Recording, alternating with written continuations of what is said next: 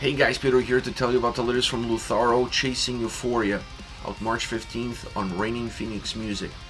The album has 11 tracks, 48 minutes in length, and this is the band's second full-length studio album. They are a Canadian melodic death metal band. As far as the design is concerned, this album has a more mature, a more complete experience when you compare it to their debut record. It's an album that doesn't just offer a sense of beginning, middle, and end, but also a sense of purpose, a sense of direction, which is really important for the overall experience. I'm not quite sure how I feel about all the singles coming in the first half of the record. The positive of that is that once you press play, you're walking into familiar grounds, and by the time you're comfortable within the record, that's when the new songs start to pop in. The negative side is that right off the bat, there's really nothing new for the listener to discover. So it really comes down to the individual listener and what you're expecting, what you're hoping, what you want to get out of the overall album. I think they should have mixed those singles in throughout the record so that the overall experience for the listener would be one that allows you to discover something new a lot quicker than the way it is now. Obviously, that only impacts the first time that you go through the record. After that is not an issue anymore, because after that, every single song is a song that you're familiar with. But overall, I enjoyed the design, I enjoyed the structure. Like I said, way more mature, way more complete, a lot less chaotic. And the other element that's a lot less chaotic is the overall sound. And I'm not saying that the debut record was chaotic as far as the sound is concerned, but it was too dynamic. And this album offers a little bit more balance, a little bit more of a cohesive nature to the sound, while still keeping the band's DNA intact. Mixing in classic heavy metal with melodic death metal has always been their fingerprint, and this record is no different. But I felt like they achieved that in a more balanced way, so there's not as much of a gap between songs. There's not as much of a difference between songs that really creates for abrupt stops and ends and almost forcing the listener to reset after each and every single song. The sound on this album is more continuous. The flow is less interrupted, which makes for a much better experience and allows the sound to be more robust, more texture, more impactful at the exact same time. And within that sound, there's a lot of elements that really comes to the surface and allows this record to have the strength that it has. One of those elements is the orchestrations. I like the fact that they use the orchestrations on this record as an add-on, as texture, as a way of filling in the sound a little bit better, making the album overall sound more robust, having a little bit more volume, having a little bit more depth. In this sense, I understand the use of it and I enjoy the use of it because it doesn't take anything away from the other elements that should really be driving the sound experience, like the guitars and drums.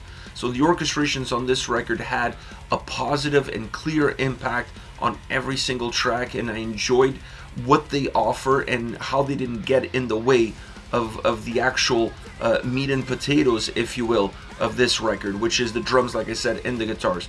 Drums that have a lot of oomph. The drums on this album are super important in order to counterbalance that more melodic side of the orchestrations.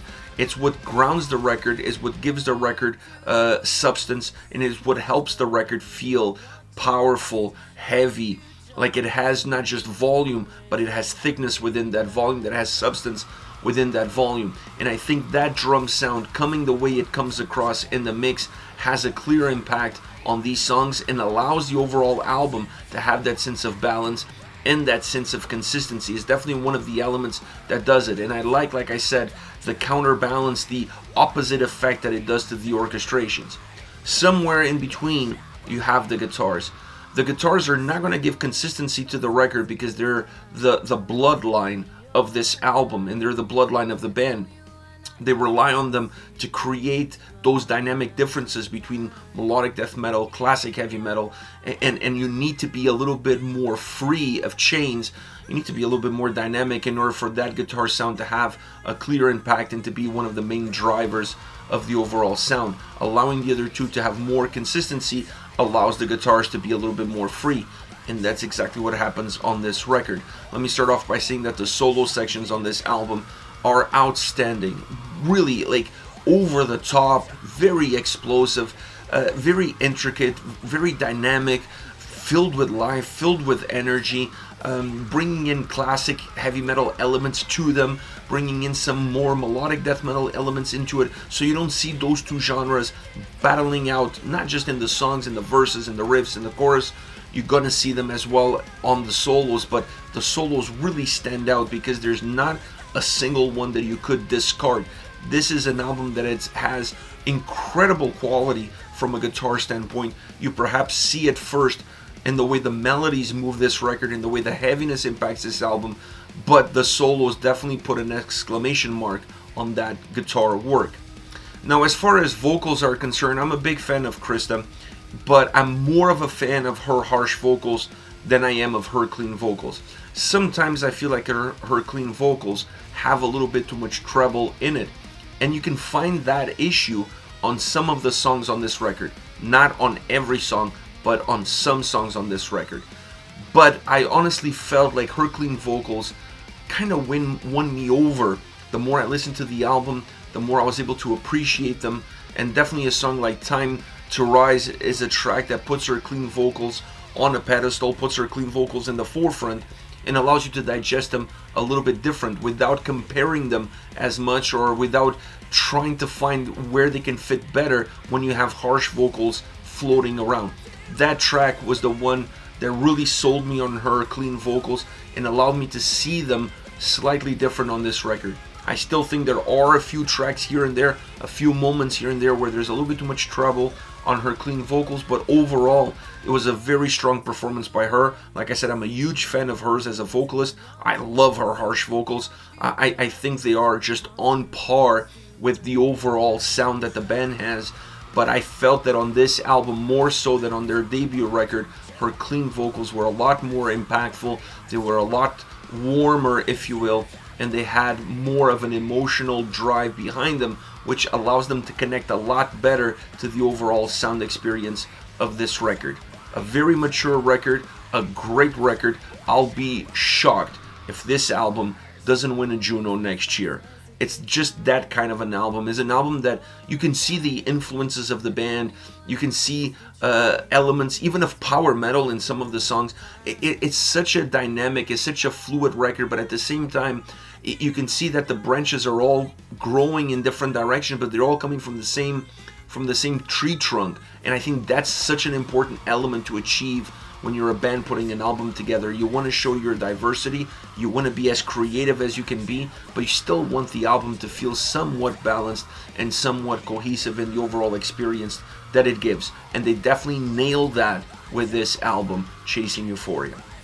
Now, as far as favorite songs are concerned, Bonded to the Blade is a track that I want to start with, and this track kind of gave me some Insuferum vibes. This is their In My Sword I Trust.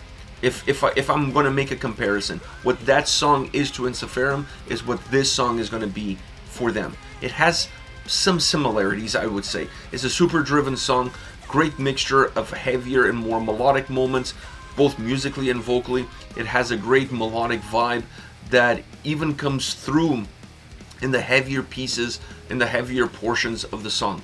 The clean vocals blend perfectly with the overall sound, and the chorus brings a slightly folky vibe to the forefront. Great solo section, super explosive, the orchestrations are on point, but that folky chorus is really what sold me on this track. Next we have the title track, Chasing Euphoria, a more melodic track with some power metal elements in it. And what I mean by that is that when you look at the verses of this song, you can see the heavier side of the band. You see it in the drum sound, you see it in the guitar sound, you see it obviously in the harsh vocals. But then you start to move towards the chorus, and when the chorus hits, the chorus is pure power metal, almost like something out of an Unleash the Archer song. It has that sort of delivery because of the way the clean vocals come across, super clean, super vibrant, and the way the song sounds like melodically, with the great guitars coming in, feeling powerful but melodic at the same time, creating this incredible dynamic that really allows the chorus of this song to brighten up the entire track. I love this song because of this chorus. These guys really make great choruses, and this one is a perfect example of that. Bringing that power metal vibe really sets this track apart. Last but not least, Strong Enough to Fall. This is more of a melodic death metal song through and through, regardless if you're looking at the verses or the chorus. The chorus have perhaps a little bit more melancholy in it, but that's just the nature of the melody and the vocal delivery. And then obviously you see a little bit more thickness, a little bit more heaviness, a little bit more distortion on the guitars as far as the verses are concerned. This creates that dynamic, but it's a dynamic that works really well, and it's another song that brings in some classic heavy metal elements, mixing them in really well and impacting the song more so on the guitar side than on any of the other elements. Everything else, like the drums for example, they stay a lot more connected, they stay a lot more balanced. The guitars really mix in that melodic death metal sound with that classic heavy metal sound, but it does it in a way that even the classic heavy metal experience of the track still feels like it's part of that overall more melodic death metal sound. Great song, great dynamic, great guitar sounding track all around. This is it, Lutharo with Chasing Euphoria, out March 15 on Reigning Phoenix Music. Let me know your thoughts on the band, on the singles. Hit me up in the comment section, and I'll see you all at the next video. Take care, guys.